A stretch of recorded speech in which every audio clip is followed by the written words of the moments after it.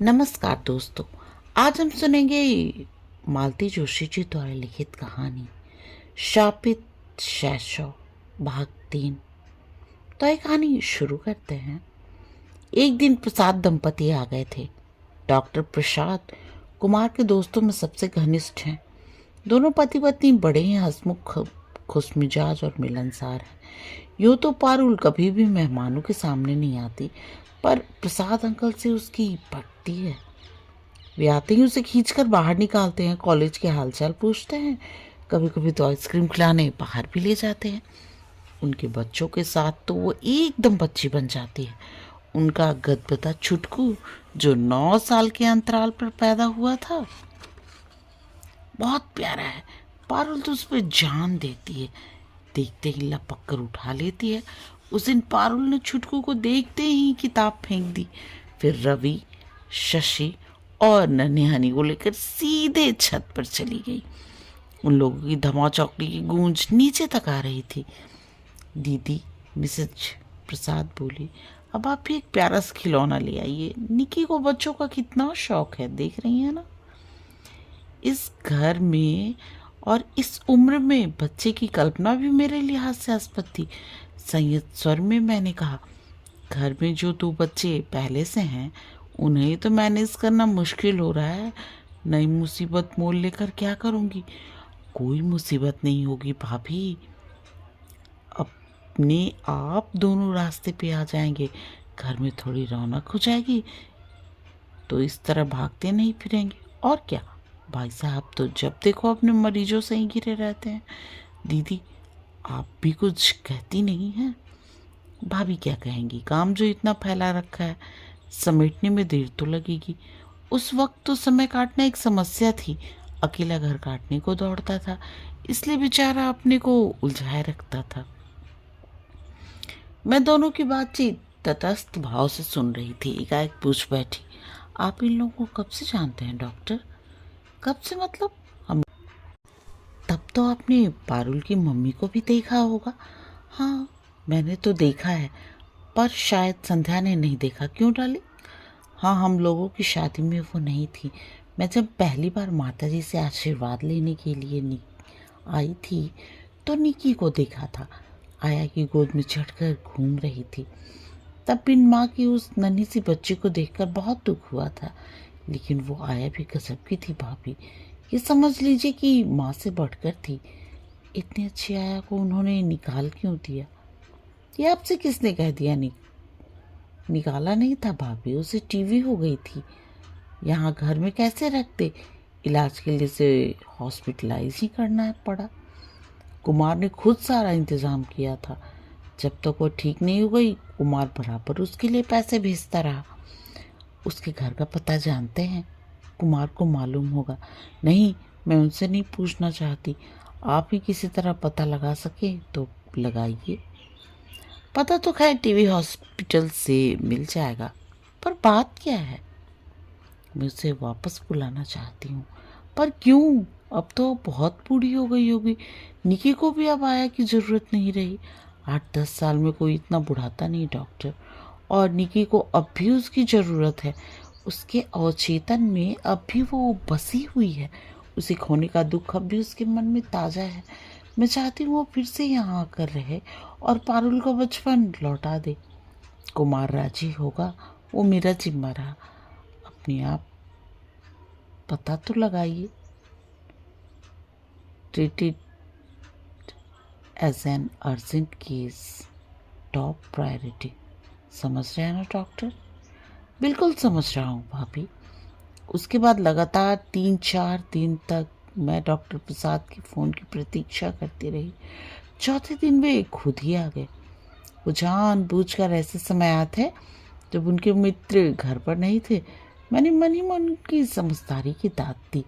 भाभी, मैंने आपका काम तो कर दिया, मतलब गंगाबाई का पता तो लगा दिया है, बट आई एम एफ्रेड आप उसे घर नहीं ला सकेंगी। क्या मतलब? मैं उसका पता लेने टीवी हॉस्पिटल गया था। वहाँ पता चला 6 महीने पहले ही उसे फिर से भर्ती किया गया है। और ये भी पता चला कि इस बार बीमारी बहुत बढ़कर अगले दौर में पहुँच गई है। क्या? टीवी भी रिलैप्स होता है डॉक्टर? यह तो राज रोग है भाभी, इसे चाहिए अच्छी ग़िज़ा, अच्छी देखभाल। गरीबों के घर पर ये सब कहाँ से मैसर होता है। फिर अपना कोई होता तो देखभाल करता, वो तो भाई के घर पड़ी हुई है, वहाँ तो अपने ही खाने के लाले होंगे। गंगाबाई बेचारी तो इन असुविधाओं की आदी भी नहीं है, शुरू से बंगलों में रही है, अच्छा खाया है, अच्छा पहना है। भाभी के पीहर में भी उनके ठाठ थे, यहाँ भी उसका दबदबा था। दूसरे माहौल में तो वो जी ही नहीं सकती थी, तो क्या वो उनके पीहर से आई थी? हाँ, निकी के देखभाल के लिए उसे बुलवा लिया था। उन दिनों भाभी बीमार चल रही थी ना, उनकी मृत्यु के बाद उसके वापस जाने का प्रश्न ही नहीं उठता था। भाभी, एक बात कहूँ? कहिए, मैंने निराश स्वर में कहा। निकी और दीदा को लेकर मैंने पिछले दिनों कितने कल्पना चित्र बनाए थे, अब सब के सब मुझे मुंह चिढ़ा रहे थे। भाभी, मुझे लगता है वो बुढ़िया ज़्यादा दिन नहीं खींचेगी। Her days are numbered. अगर निकी को एक बार उससे मिलवा लाते तो उसका जी खुश हो जाएगा। आप इत्मीनान रखिए, मैं ही ले जाऊंगा उसे। डॉक्टर प्रसाद के पास पारुल को भेजना कोई मुश्किल नहीं था। उन्हें तो पारुल ने अपना दोस्त मान रखा था। वादे के मुताबिक वो दूसरे ही दिन आकर उसे ले गए। उनके जाने के बाद मैं अपने दिवा स्वप्नों में खो गई। पारुल आज कितनी खुश होगी, उसे लगेगा जैसे उसका बचपन लौट आया। और जब उसे पता लगेगा कि उसकी बिछड़ी हुई ममता से पुनः मिलवाने के लिए मैंने ही पहल की है, तो कृतज्ञता से भर उठेगी। मन का सारा मैल धुल जाएगा। प्रसाद अंकल उसे यह भी तो बताएंगे कि दीदा के इलाज का सारा खर्च पापा उठा रहे हैं, तो फिर वो पापा को भी माफ़ कर देगी। और उसके पापा, वो भी कितने खुश होंगे। इस मधुर षड्यंत्र की मैंने भनक तक तो नहीं लगने दी थी।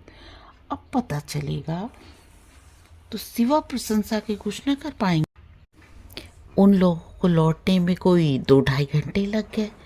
हॉस्पिटल शहर से दूर पहाड़ी पर जो था, मुझे लगा था गाड़ी से उतरकर वो सीधे मेरे पास दौड़ी आएगी, मेरे गले में अपनी दोनों बाहें डालकर कहेगी, mummy you are so sweet.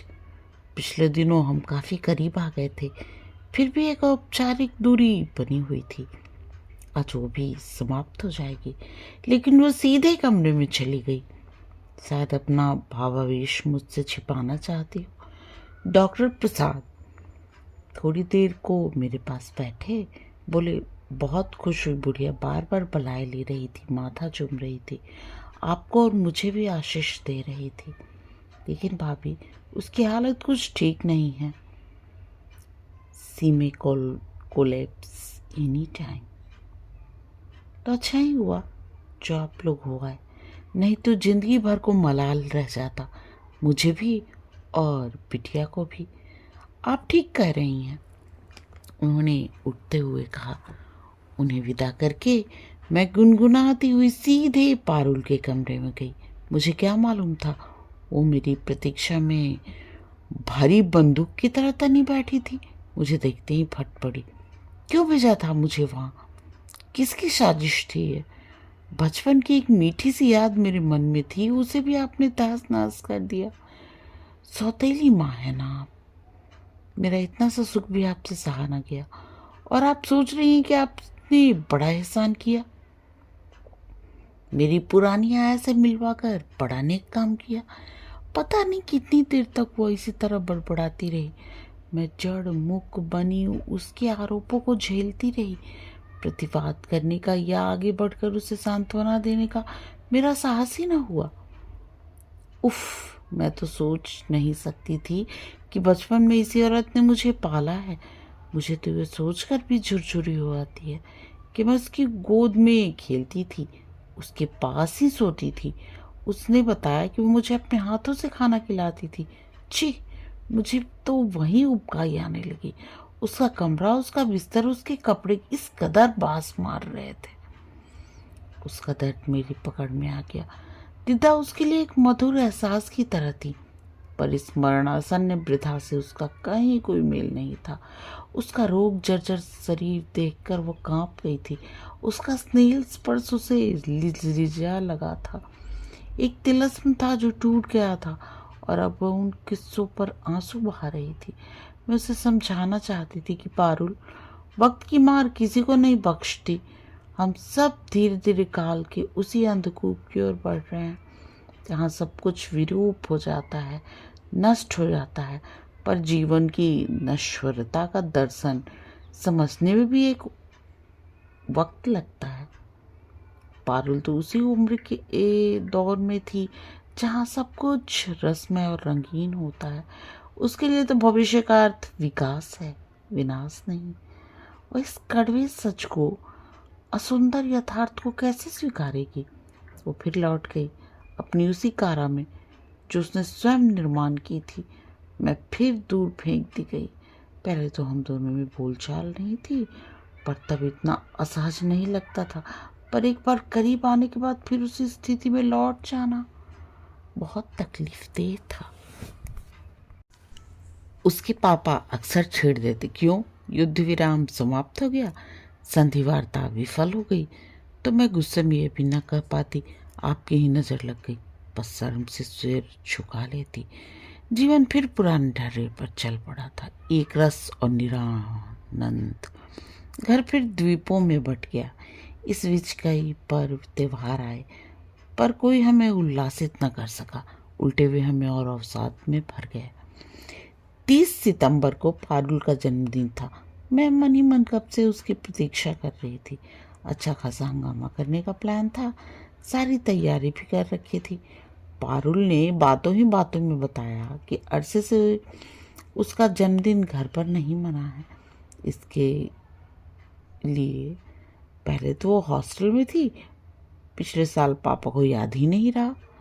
मैंने तय कर लिया था इस साल इतने सालों की कसर निकाल दूंगी, पर मेरा सोचा कुछ नहीं हुआ। पारुल ने साफ इनकार कर दिया। मैंने उसके लिए प्यारी सी ड्रेस खरीदी थी जो उसने नहीं पहनी। उसके लिए 3 रंग वाला नाव के आकार का केक बनाया था जो उसने नहीं काटा। उसकी सहेलियों के लिए कलात्मक निमंत्रण पत्र बनाए गए थे जो उसने नहीं भेजे। मेरी सारी मेहनत व्यर्थ हो गई। दशहरे पर हम लोगों ने जबलपुर जाने का कार्यक्रम बनाया, उसने मना कर दिया। दिवाली पर हमने पूरे घर का रंग रोगन करवाया, पर उसने अपना कमरा खाली नहीं किया। मैंने रंगोली से पूरा आंगन पूर दिया, पर उसने झांक कर भी नहीं देखा। घर में मैंने मिठाइयों का ढेर लगा दिया, पर उसने प्रशंसा का एक शब्द नहीं कहा। भैया दूज पर मैंने खास तौर से डॉक्टर प्रसाद के परिवार को आमंत्रित किया, पर उसने बच्चों को टीका नहीं किया। पहले की भांति अब वो मुझ पर फुफकारती तो नहीं थी, पर अपनी उपेक्षा से मेरे हर प्रयास को विफल कर रही थी। मेरी 4-5 महीने की लंबी छुट्टी समाप्त होने को थी और मेरा मन फिर से ज्वाइन कर लेने को हो रहा था। इस ऊब से बचने का और कोई उपाय भी नहीं था। मैं ईश्वर को धन्यवाद दे रही थी, उसने मुझे समय पर सद्बुद्धि दी, नहीं तो मैं एकदम इस्तीफा देकर ही आ रही थी। ईश्वर से ज़्यादा धन्यवाद तो भैया, भाभी और अपने सहयोगियों को देना चाहिए। उन्हीं लोगों ने मुझे सलाह दी थी, फिलहाल लंबी छुट्टी ले लो। और देखो, इस उम्र में एडजस्टमेंट बहुत कठिन होता है। नौकरी छोड़ दोगी तो लौटने का कोई रास्ता नहीं रहेगा। एक पारुल की बात छोड़ दी जाती तो इस घर में मुझे सुख ही सुख मिला था, पर उस एक दुख ने सारे सुख का स्वाद छीन लिया था। निश्चय और अनिश्चय के बीच झूलती हुई मैं एक दिन सचमुच इंदौर पहुंच जाती कि बीच में एक हादसा हो गया। उस दिन मैं रोज की तरह किचन में व्यस्त थी और ये आए और गंभीर स्वर में बोले, प्रसाद का फोन है तुम्हारे लिए। मैं चौंक पड़ी, मेरे लिए? धड़कते धड़कते रिसीवर उठाया। हेलो भाभी, बुरी खबर है क्या? मैंने कांपते स्वर में पूछा। कुछ नहीं दीदा, चल बसी। मैं स्तब्ध रह गई। भाभी कुछ कहिए भी, क्या करना है? अब कहानी को या करने को रहा ही क्या है? मेरा मतलब है, should we tell the kid? No, definitely not, she just a kid, you know. अच्छा, अब आप इनसे बात कीजिए, मेरी कढ़ाई चल रही है। चोंगा इनके हाथ में देकर मैं भागने ही वाली थी, इन्होंने हाथ पकड़ कर रोक लिया। प्रसाद से 2 मिनट बात करके फ़ोन रख दिया और मेरी तरफ मुखातिब हुए। उनकी मुद्रा से मैं समझ गई मैं कटघरे में खड़ी हूँ। जलती हुई आंखों से इन्होंने पहला प्रश्न दागा, प्रसाद ने यह खबर पहले तुम्हें क्यों दी? मुझे भी तो दे सकता था। ये बात आप उनसे ही पूछते तो ठीक रहता। उससे तो खैर पूछना ही है, पर तुम ये बताओ, इस औरत की मौत से तुम्हारा क्या वास्ता है? ओफो, मेरा क्या वास्ता होगा? वे सब मुझसे इसलिए पूछ रहे थे कि पारुल को बताना है कि नहीं। मैंने कह दिया कि कोई ज़रूरत नहीं है। वह जब जिंदा थी, पारुल उसे देख आई थी। मैं रात में तो उस बच्ची को नहीं भेज सकती ना। पारुल अस्पताल कब गई थी? गई थी एक दिन, प्रसाद लिवा ले गए थे। ये सुझाव किसका था? मेरा था। यही सुनना चाहते हैं ना आप? अब आप ये भी कहेंगे कि ये बात मुझसे क्यों नहीं की गई। तो हुजूर, शुरुआत तो आपसे ही की गई थी, पर आप तो उस नाम को सुनते ही भड़क गए थे। उस समय आप क्या ये सुनने की स्थिति में पारुल अपनी आया को भूल नहीं पाई है? अब भी वो उसे उतनी ही शिद्दत से याद करती है। क्या आपने ये सोचने समझने की फुर्सत थी कि वो अपनी दिद्दा के लिए कितनी बेचैन है? और आपकी उस फुर्सत का इंतज़ार मैं नहीं कर सकती थी, क्योंकि उस औरत के पास गिनती के दिन थे। आज मैं खुश हूँ आपकी नाराज़गी का खतरा उठा कर ही मैंने ये पहल की। आपको और कुछ कहना है? क्या कहते बेचारे मुंह लटका कर रह गए। विजय की उन क्षणों में मैंने उन्हें ये नहीं बताया कि मेरी ये उदाद कोशिश कितनी नाकाम रही। मेरे आत्मविश्वास का दुर्ग कैसे भरभरा कर गिर पड़ा है। उस दिन नाश्ता किए बिना ही वे घर से निकल गए। शायद मुझे दंड देने का इससे अच्छा तरीका उन्हें याद नहीं आया। सुबह के गए, रात को लौटे, आते ही सीधे नहाने चले गए। मैं समझ गई दिवंगता को श्रद्धांजलि देकर लौटे हैं। अच्छा भी लगा, इतना हक तो उस गरीबिन का बनता ही था। अब मेरे सामने केवल एक समस्या थी, पारुल को बताऊं या ना बताऊं। बताऊं भी तो कैसे? वो तो मुझसे रुक भी नहीं मिलाती। इतनी बड़ी बात एकदम मुंह फेर कर तो मारी नहीं जा सकती ना। कुछ माहौल तो बनाना पड़ेगा, और इस स्थिति में ये संभव नहीं। और अगर ना बताऊं तो कल को इसी बात पर आरोपों की झड़ी लगा देगी और मुझसे और दूर छिटक जाएगी। ट्रिंग ट्रिंग, रात के सन्नाटे में फ़ोन की घंटी बजी और मैं हड़बड़ा कर उठ बैठी। तब तक इन्होंने चोंगा उठा लिया। जब तक वे बात करते रहे, मैं बदहवास सी इन्हें देखती रही। रिलैक्स डार्लिंग, उन्होंने फ़ोन रखते हुए कहा। डॉक्टर के घर में तो जब तक घंटी बजती रहती है। तुम्हें अब तक आदत नहीं हुई? धीरे धीरे ही सही आदत हो जाएगी, मैंने झेपते हुए कहा। दरअसल सुबह सुबह फ़ोन पर वो खबर सुनी थी ना, इसलिए दिमाग खराब हो गया है। फिर कुछ रुक कर पूछा, आप वहाँ गए थे ना? हाँ, जाना तो था ही, गया भी था, और कफन दफन का सारा इंतजाम भी करके आया। क्यों, उनके परिवार वाले नहीं आए थे? आए थे, पर सबके सब हाथ हिलाते हुए चले आए थे। बॉडी कोई गांव भी नहीं ले जाना चाहता था, फिर यही सब करना पड़ा। चलिए, अच्छा हुआ इसी घर से दाना पानी बंधा था उनका, आखिर तक नींव गया, यही खुशी है। और फिर कुछ क्षण रुककर बड़े साहस के साथ मैंने कहा, सुनिए, मुझे उनके बारे में कुछ बताएंगे? इस बार उन्होंने आंखें नहीं तरेरी और न ही गुर्राए, बल्कि शांत स्वर में बोली, क्या जानना चाहती हो? ये कि वो कौन थी, कहाँ से आई थी, इस घर में उनका वजूद क्या था? ऐसा कोई लंबा चौड़ा इतिहास नहीं है। रमा की भतीजों की आया थी, रमा की बीमारी में यहाँ आई थी। खासियत बस यही थी कि जब तक मेरे ससुर जीवित रहे, उसकी तनख्वाह उस घर से ही आती रही। ऐसा क्यों? इसलिए कि उस समय फुल टाइम आया रखने की मेरी हैसियत नहीं थी। हम लोग यानी मैं और अम्मा इसके लिए उतने उत्सुक नहीं थे, किसी तरह एडजस्ट ही कर रहे थे। पर रमा भी सुविधाओं में जीने की आदत नहीं थी, इसलिए उसके पिताजी को दया आ गई। पर उनकी दया, ये मेहरबानी हमें बहुत महंगी पड़ी। क्यों? अपने ही घर में हम जैसे आश्रित हो गए। उसकी उपस्थिति हमें एक हीन बोझ से भर देती थी। वो भी हमें हिकारत से देखती थी। मेरा तो फिर भी थोड़ा लिहाज करती थी, पर अम्मा अम्मा को उसने कभी मालकिन का दर्जा नहीं दिया। बेचारी अम्मा, वो तो नौकरानी की नौकरानी बन गई थी। वो दिद्दा के लिए चाय बनाती, नाश्ता देती, रोटियां सेकती। दिद्दा नाक मुंह से कोड़कर खाती और अपने साहब को कोसती कि बेबी को उन्होंने किस कुएं में पटक दिया। क्या वे लोग बहुत रमा के डैडी की शेयरिंग प्रैक्टिस थी। बहुत कुशल सर्जन थे वे। अपनी उंगलियों के कमाल से उन्होंने वैभव का साम्राज्य खड़ा कर दिया था, लेकिन उस साम्राज्य का योग्य उत्तराधिकारी उन्हें नहीं मिला। बेटा उनका डॉक्टर नहीं बन सका, शायद इसलिए उन्होंने रमा के लिए मेरा चुनाव किया था। सोचा होगा यह गरीब घर का लड़का बिना पिता का आसानी से काबू में आ जाएगा।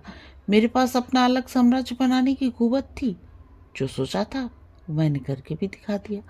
पर देखने के लिए ना रमा रही ना उसके डैडी। उन्होंने तो बस मेरे संघर्ष का दौर ही देखा। उन्हें मेरा मतलब है पारुल की मम्मी को क्या हो गया था। दूसरी प्रेगनेंसी के दौरान छोटा सा एक्सीडेंट हो गया था।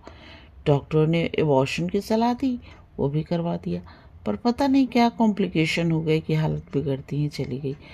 कार में डालकर मुंबई भी ले गए थे, पर कुछ फ़ायदा नहीं हुआ। 15वें दिन उसके 100 को लेकर लौटना पड़ा। उन्हीं दिनों दिद्दा इस घर में आई थी। हम लोग तो इन दिनों रमा को लेकर परेशान थे। घर में बस अम्मा थी और वह थी, पर एक नफरत का बीज कब पड़ गया पता ही नहीं चला। एक खाई सी थी दोनों के बीच, जो बढ़ती ही चली गई। रमा जब तक रही तब तक तो सब कुछ दबा दबा रहा, पर उसकी मृत्यु के बाद दोनों परस्पर तिरस्कार और घृणा जैसे मुखर हो गए। बहुत कठिन दिन थे वे। मैं रमा के वियोग से आहत था। प्रैक्टिस की कसमकस जारी थी और इधर घर पर जैसे जंग छिड़ी हुई थी। मैं परेशान हाल घर लौटता तो यहाँ अदालत शुरू हो जाती। मैं बच्ची का ढंग से पता नहीं कर पाता। इन्हीं दोनों को चिक चिक करते देखकर मेरा दिमाग खराब हो जाता।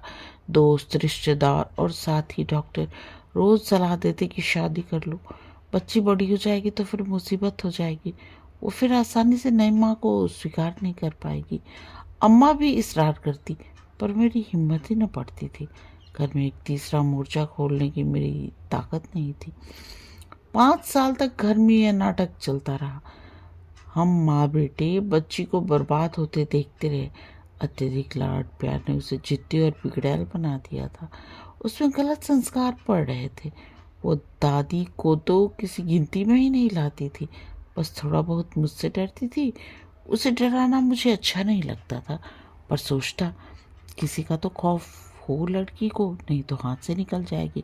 फिर धीरे धीरे सब कुछ मेरी सहन शक्ति से बाहर होता चला गया। मैं समझ गया इस घर में इन 2 औरतों के साथ रहना बहुत मुश्किल है। किसी एक को तो जाना ही पड़ेगा। जाहिर है मैं अपनी माँ को तो नहीं भेज सकता था, इसलिए मैंने गिद्दा को ही निकाल बाहर किया। नहीं, लेकिन मैंने इतनी बेदर्दी से दिद्दा को नहीं निकाला, पर यूँ कहो कि इत्तेफाक से मुझे एक कारण मिल गया। इन दिनों दिद्दा बहुत खांसने लगी थी। अम्मा ने कई बार बताया कि उनकी खांसी से वो रात भर सो नहीं पाती, पर मैं इसे भी शिकायत का एक पैतरा समझकर टाल गया था। पर अम्मा ज़्यादा दिन तक मैं अम्मा की बात को अनसुना न कर सका। एक दिन मैंने भी दिद्दा को खांसते देखा। उस समय हम छोटे से घर में ही रहते थे। आज जैसा बड़ा बंगला नहीं था। खांसने की आवाज़ कहाँ तक छिपती। मैंने एक बार दिद्दा को खून थूकते भी देखा, जिसे वो पान की पीक बताती रही। फिर मुझे चिंता हुई। बड़ी मुश्किलों से निक्की का वास्ता देकर उसे डॉक्टरी जांच के लिए राजी किया। इन्वेस्टिगेशन के बाद मेरा शक सच निकला। उसे टीवी हो गया था, लेकिन टीवी तो अब कोई लाइलाज बीमारी नहीं है। मैंने जैसे उन पर आरोप लगाते हुए कहा, लेकिन बीमारी तो है और इलाज भी करना पड़ता है। एक बार पता चल जाने के बाद उसे घर में निक्की के पास रखा जा सकता था। मैंने उसे यहाँ टीवी अस्पताल में भर्ती करवा दिया। 2-2.5 साल बाद वो ठीक भी हो गई, पर मैं उसे वापस घर नहीं लाया, उसे गांव ही भेज दिया। पर वो वहाँ जाने को राजी नहीं थी। जब तक रही मैं बराबर पैसे भेजता रहा। आज उसकी अंतिम किश्त भी मैंने दे दी। इतनी देर से मैं पेट के बल लेटकर कोहनियों पर से टिकायन की बातें सुन रही थी। दिद्दा की कहानी का पट्टाक्षेप होते ही मैंने निश्वास भरा और करवट बदल कर लेट गई। मन बेहद उदास हो गया, परंतु उस समय जिस अनजान अनदेखी वृद्धा के प्रति मन में करुणा उमड़ रही थी, वो दिद्दा नहीं पारुल की दादी थी बेचारी। बेटी की शादी में कैसे कैसे अरमान संजोए बैठी होगी, पर मिला क्या? दुख, निराशा और अपमान। रजनी जी, उसके बाद की कहानी नहीं सुनोगी? मैंने एकदम पलट कर उन्हें देखा। उसके बाद की मतलब ये तो निकी के आया की कहानी थी, निकी की कहानी भी सुन लो। वो मुझे मालूम है, मैंने उड़ाने के स्वर में कहा। दीदा चली गई तो उन्हें मामा के यहाँ भेज दिया। वह मामी की पैनी जुबान ने इसका जीना मुश्किल कर दिया। वहां से लौटी तो करकस बुआ के पल्ले पड़ गई। फिर उनसे भी नहीं संभली तो हॉस्टल में पटक दिया। यही ना? तुमने तो 4 लाइनों में सारा इतिहास समेट कर रख दिया। पर जानती हो, इसे जीने में मुझे 8 लंबे साल लग गए। मैं उतना दुष्ट भी नहीं हूँ जितना तुम मुझे साबित करना चाहती हो। मैंने अपनी ओर से कुछ नहीं कहा, पारुल से जितना सुना था वही बता दिया। अब आप बताइए। ये हुई ना बात। जज को चाहिए कि दोनों पक्षों की सुन ले और फिर फैसला करे। प्रोसीड, मैंने नाटकीय अंदाज में कहा। योर ऑनर, सच तो यह है कि दिद्दा की बीमारी के बाद मैंने निक्की को मामा के यहाँ भेज दिया था। इस घर में उसका हमेशा स्वागत ही हुआ है। रमा की मृत्यु के बाद तो उन्होंने बार बार कहलवाया था, पर बच्चे के बिछोह की कल्पना से ही मैं घबरा जाता था, इसलिए भेज नहीं सका। जब मजबूरी में भेजने की नौबत आई, उस समय मेरे ससुर जी गुजर चुके थे। दुर्भाग्य से मेरी सास भी घाट से लग गई थी। घर में आमदनी तो शून्य हो गई थी और निक्की के मामा बिजनेस के नए नए प्रयोगों में बाप की कमाई फूंक रहे थे। निक्की की मामी वो तो बड़ी अच्छी थी बेचारी, पर परिस्थितियों ने उन्हें परेशान कर दिया था। छोटे छोटे 3 बच्चे, घर में अपंग और बीमार सास, गिरती हुई माली हालत, गरीब, दिमाग खराब करने के लिए यही बहुत था। उसमें पहुंच गई वो दिद्दा की बिगड़ैल जिद्दी लड़की। साल भर घर में जैसे कोहराम मचा रहा। हार कर बेचारे उसे वापस छोड़ गए। भाभी आंख में आंसू भर कर कहती रही, लाला, लड़कों का साथ है मेरा। पढ़ाई लड़की की जिम्मेदारी लेने से जी घबराता है। लड़की उस दिन से सचमुच ही पराई हो गई, लेकिन फिर कभी इधर का रुख नहीं किया। अम्मा जैसे जैसे घर संभाल रही थी, पर निकी उनके बस की नहीं थी, इसलिए मैंने दीदी से चिरौरी की। वे तुरंत चली आई, साथ में जीजाजी भी थे। वे उसी साल रिटायर हुए थे। पराशकी का यह आलम था कि बीवी से बगैर एक दिन भी नहीं रह पाते थे। बीपी भी उनकी रंगीन मिजाजी से वाकिफ थी, इसलिए बहू बेटियों के बीच उन्हें छोड़ने का खतरा मोल नहीं लेना चाहती थी। दीदी बहुत उत्साह से भर कर यहाँ आई थी। वो बहू को जता देना चाहती थी कि वे दुनिया में उनकी कद्र करने वाले, उन्हें चाहने वाले भी हैं। उन्होंने मुझे आश्वस्त किया वे लड़की को 2 दिन में ठीक कर देंगी, और वे एकदम रिंग मास्टर की तर्ज पर शुरू हो गई। उनकी सख्ती देखकर तो अम्मा भी सिहर गई थी, पर बच्चे के कल्याण की कल्पना करके चुप रह गई थी। उन दिनों निक्की का जीवन एकदम घड़ी की सुइयों पर चलता था। समय पर सोना, जागना, दोनों वक्त कंघी करना, ब्रश करना, समय से स्कूल जाना, नियमित होमवर्क करना, दोनों वक्त ट्यूशन पढ़ना, इत्यादि इत्यादि। लड़की जैसे बुआ के हाथों की कठपुतली बन गई थी। दीदी बहुत मेहनत कर रही थी, पर उनमें ममता की आंच नहीं थी, स्नेह का स्पर्श नहीं था। इसलिए फिर निक्की बिदकने लगी। और क्या? मैंने उनकी चुप्पी को तोड़ा। आज समझ में आ रहा है अम्मा ने किस मुश्किल से यह बात मुझसे कही होगी। मुझे आज भी कहते शर्म आ रही है। कौन सी बात? अम्मा अपने देवता स्वरूप दामाद के प्रति एकदम शंकालु हो उठी थी। रसिया थे वे जन्म के, पर इतनी सी लड़की पर जोर डालेंगे ये नहीं सोचा था। सास स्नेह से वंचित लाड़ दुलार के लिए तरसती 10-12 साल की निक्की आसानी से उनके हाथ आ गई थी। दिन भर उनसे चिपटी रहती। दीदी देखती और सुलग उठती, अम्मा देखती और मन मन सोच कर रह जाती। आखिर एक दिन अम्मा ने मुझसे कह दिया, बेटा, इन बूढ़ी आंखों में अब चौकीदारी करने की ताकत नहीं है। तू अगर लड़की को सर्वनाश से बचाना चाहता है तो किसी अच्छे से हॉस्टल में डाल दे, नहीं तो मैं सुख से मर नहीं पाऊंगी। अम्मा ने जीवन भर इतना सहा था कि मैं उनके दुखों का बोझ और बढ़ाना नहीं चाहता था, इसलिए वही किया जो अम्मा ने चाहा था। बच्चे की कल्पना कल्याण का दूसरा कोई रास्ता भी नहीं था। पर पता नहीं कहाँ क्या गलत हो गया, जिसके लिए सारी उठापटक करता रहा वही मुझसे रूठ गई। मैं तरस कर रह जाता हूँ, पर वो मुझसे बात नहीं करती। करती भी है तो उसकी जुबान पर जैसे कांटे उगाते हैं। लहूलुहान कर देती है वो मुझे। उसकी आंखों में झांकती घृणा मुझे अपनी ही नज़र में छोटा बना देती है। मैं उसे इससे आगे बोल नहीं पाए थे। पुरुष थे, शायद इसी से जब्त कर सके, नहीं तो फपक कर रो ही पड़ते। मुझे अपने ही ऊपर शर्म आई। हमेशा पारुल के लिए ही सोचती रही हूँ मैं। मेरे बगल में लेटा हुआ ये व्यक्ति, ये भी तो बिल्कुल अकेला है। इसे भी तो अपने नहीं छला है। किसी ने स्नेह का, संवेदना का स्पर्श ही नहीं दिया, केवल समस्या ही दी है। आपकी भूल क्या थी बताए? मैंने यहाँ उनके बालों में उंगलियां फेरते हुए कहा। जिसके लिए आपने इतनी उठापटक की, उसके मन में झांकने की, वहाँ लिखी इबारत पढ़ने की आपने कभी कोशिश नहीं की। परिस्थितियों पर आपका वश नहीं था, मंजूर है, पर उनकी व्याख्या तो की जा सकती थी। अपनी मजबूरियां तो समझाई जा सकती थी। आपने सोचा होगा बच्ची छोटी है, क्या समझेगी। यहीं आप चुप गए। बच्चे बहुत समझदार होते हैं। शत्रु मित्र की पहचान वे फौरन कर लेते हैं।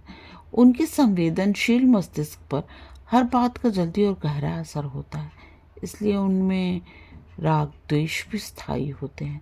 मेरे पास उस समय इतना सोचने समझने की फुर्सत ही कहाँ थी। मैं तो अपने अस्तित्व की लड़ाई लड़ने में व्यस्त था, इसलिए तो यह मोर्चा हार गए। मैंने यह गंभीर प्रसंग को हल्के फुल्के ढंग से समाप्त कर दिया, ताकि वातावरण का तनाव भी कुछ कम हो, और वो हुआ भी। थोड़ी देर में इनकी नाक बसने लगी, लेकिन मैं सुबह तक आँख नहीं झपका सकी। मैं कमरे में बैठकर बुनाई कर रही थी। वो दंदनाती हुई सामने आकर खड़े हो गई। मुझे बुलाया था? हाँ, तुम्हारे मामा के यहाँ से मनी ऑर्डर आया, और ये राहुल की चिट्ठी भी। चिट्ठी? किस खुशी में? दरअसल हुआ ये कि राखी पर मैं चूक गई, पर मैंने तुम्हारे मामी जी को भाई दूज का टीका जरूर भेज दिया था। उसी पत्र में बच्चों के नाम तुम्हारा टीका भी भेज दिया था। उसी का जवाब आया है। तुम्हारे मामी जी ने बड़ा सुंदर सा पत्र लिखा है। आप मेरे लिए रिश्तेदार क्यों जुटाती रहती हैं? मैंने आपसे उसी दिन कह दिया था ना, मुझे कोई इंटरेस्ट नहीं है। उस दिन की बात और थी पारुल। वे प्रसाद अंकल के बच्चे थे। उसे तुम रिश्ता जोड़ना कह सकती हो, पर ये तो तुम्हारे अपने भाई हैं, तुम्हारे मामा के लड़के हैं। नहीं, न तो मेरा कोई मामा है न भाई। आपकी चिट्ठी और रुपए अपने पास ही रखिए। कम ऑन पारुल, इतना गुस्सा नहीं करते। अच्छा, 5 मिनट जरा मेरे पास तो बैठो, मैं तुमसे कुछ बात करना चाहती हूँ। इस तरह तनकल खड़ी हो जाती है जैसे मुझे टेंशन हो जाती है। अनिच्छा से ही सही वो पलंग की पाटी पर बैठ गई, जैसे किसी भी क्षण उठकर चली जाएगी। अच्छा ये बताओ, तुम्हारा गुस्सा असल में किस पर है, मुझ पर या अपने भाइयों पर? अगर भाइयों पर है तो उन्हें माफ़ कर दो। अरे बचपन में तो सभी भाई बहन लड़ते झगड़ते हैं, सगे तो और भी ज़्यादा। मेरी माँ कहती थी कि बचपन में जिनमें लड़ाई होती है, बड़े होकर वे एक दूसरे पर जान छिड़कते हैं। तो बेटे, बचपन की बातें इतने दिन तक थोड़ी ही याद रखते हैं, सब भूल जाते हैं। देखो तुम्हारे भाई भी भूल गए हैं, तुम भी उन्हें माफ़ कर दो। और अगर तुम मुझसे नाराज हो पारुल, तो विश्वास करो, मैंने जानबूझकर तुम्हें चोट नहीं पहुंचाई है। मेरा इरादा तुम्हारा जी दुखाने का नहीं था। दरअसल मैं सांस लेने के लिए रुकी तो एक बार बिजली की तरह मेरे मन में कौंध गई। मैं तुम्हें उस जगह कभी न भेजती पारुल, पर मुझे उसे मरणासन्न औरत की इच्छा का मान रखना पड़ा। फांसी पर चढ़ने वाले से भी उसकी अंतिम इच्छा पूछी जाती है, उसका सम्मान किया जाता है। ये तो तुम्हारी दिद्दा थी। आप कहना क्या चाहती हैं? यही कि दिद्दा ने तुम्हें एक बार देखना चाहा था। तुम उन्हें कितना याद करती हो? नहीं, कहीं ज़्यादा वो तुम्हें याद करती थी।